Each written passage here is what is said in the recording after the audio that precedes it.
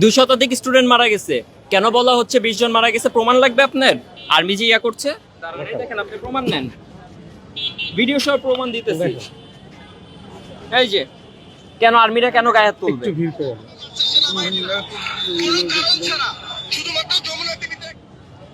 কেন আর্মি কেন মারবে, গায়ে হাত তুলবে কেন? কেন এটা ধামাচাপা দেওয়া হবে? এতজন স্টুডেন্ট মরছে, এখানে কেন ধামাচাপা দেওয়া হবে? উত্তর কই?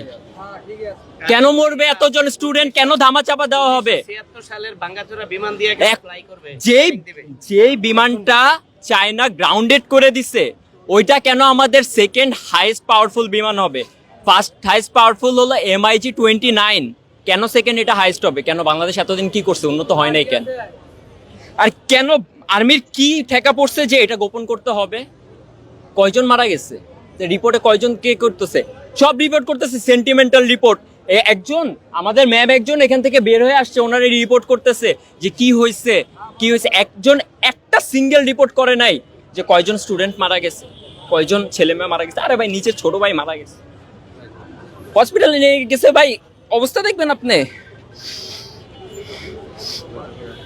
এই যে এগুলো হলো অবস্থা, এগুলো রিপোর্ট নাই, সব রিপোর্ট। অল্প কিছু জন মারা গেছে কেন ভাই? এগুলো লুকানোর কি আছে ভাই? হাজার হাজার পোলাপান্ডে হেলিকপ্টার দিয়ে নিয়ে গেছে, রিপোর্ট করতেছে যে 20 জন মারা গেছে, 25 জন মারা গেছে, 100 জন আহত। দেড়টার খবর 100 জন আহত, এখনো কি 100 জন আহত থাকে? এই মেডিকেলে কয়জন আসছে? এই মেডিকেলে তো 100 অধিক আসছে, তাহলে কেন? কিছুক্ষণ আগে